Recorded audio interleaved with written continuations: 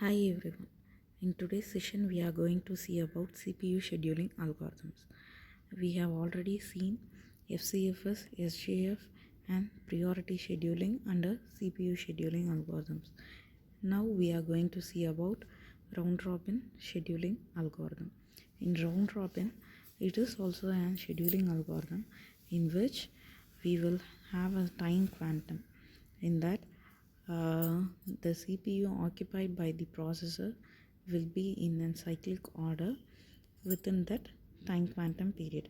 For example, if the time quantum is set for 2 milliseconds, each and every process will occupy the CPU for only 2 milliseconds. After execution of 2 milliseconds, even though process is not completed, the next process which is waiting in the queue will be occupied by the CPU. This already executing process will be allocated in the queue. So whenever its cycle comes, again it will execute for 2 milliseconds. Likewise, till the completion of the process, this execution will be in a cyclic order with the same time quantum period. This is known as round robin scheduling algorithm. Let's see an example for solving under this round robin scheduling algorithm. In this we have already known what is a Gantt chart. That is nothing but a bar chart for the illustration of process execution sequence and waiting time. It is the time period spent on the waiting queue, and turnaround time is the sum of the time in the waiting queue plus its execution time. Okay, this is the formula we are going to use for finding the turnaround time. Turnaround time equal to completion time of the process minus its arrival time. Waiting time equal to turnaround time minus its burst time. This is our example process. In this we are given the input of three processes P1, P2 and P3 with the respective burst time of 24 milliseconds, 3 milliseconds and 3 milliseconds, and the time quantum is given as 4 milliseconds, and all these three processes are arriving at 0 millisecond. So while executing this process, let's see what is the bar chart we are receiving. This is the process. In this, since all these three processes arrives at 0 millisecond, we will give the sequence of P1, P2 and P3 in the same order for the waiting queue. Since the time quantum is 4 millisecond, the process P1 will be occupying the CPU for 4 milliseconds.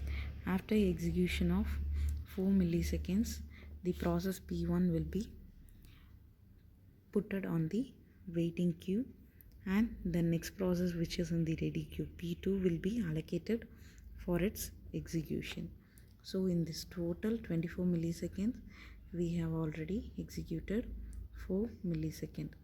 After that, P2 is allocated. In this, P2 having only 3 milliseconds. So the maximum time which was allocated is 4 milliseconds only. Even though if the burst time is minimum, only the required burst time will be allocated for the process. The process P2 will complete its execution from the time period of 4 milliseconds to 7 milliseconds. Since 4 plus 3 equal to 7, 7 is the completion time of process P2. After that, process P3 will be in the queue, so it is now allocated for its execution. Process P3 has the total burst time of 3 milliseconds. Since it is starting at 7 milliseconds, 7 plus 3 equal to 10 is the completion time of process P3. Since it is also less than 4 milliseconds, the entire process of P3 will be completed. After that, the only left out process is P1. So P1 is allocated for its execution till its completion, but it was allocated for the sequence of 4 milliseconds only. In between, if another new process arrives, that new process arrived will be allocated for the same 4 millisecond. After that, the P1 will be executed. The both process will be in cyclic order for occupying the CPU for only the time slice of 4 millisecond, and it will complete its execution. This is the round robin problem execution. In this, for finding the turnaround time, the formula we are using is completion time minus its arrival time. The process P1's completion time is 30. Since its arrival time is 0, 30 minus 0, 30 is the turnaround time of process P1. For process P2, its completion time is 7 and its arrival time is 0. 7 minus 0 equal to 7 is the turnaround time of process P2. Then for process P3, its completion time is 10. 10 minus 0 equal to 10 is the turnaround time of process P3. Then for finding the waiting time, the formula we are using is turnaround time minus its burst time. The turnaround time of process P1 is 30. 30 minus its burst time 24 equal to 6 is the waiting time of process P1. Then for process P2, the turnaround time is 7. 7 minus its arrival time,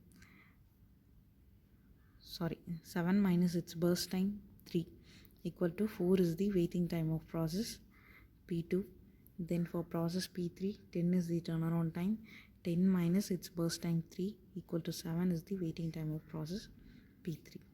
Then for finding the average turnaround time, it is sum of the turnaround time of P1, P2, P3 divided by 3.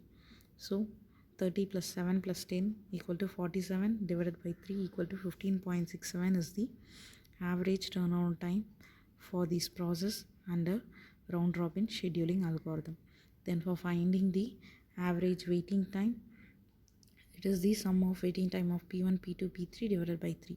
It is 6 plus 4 plus 7 equal to 17. 17 by 3 equal to 5.67 is the average waiting time of this process P1, P2, P3 scheduled under round robin scheduling algorithm.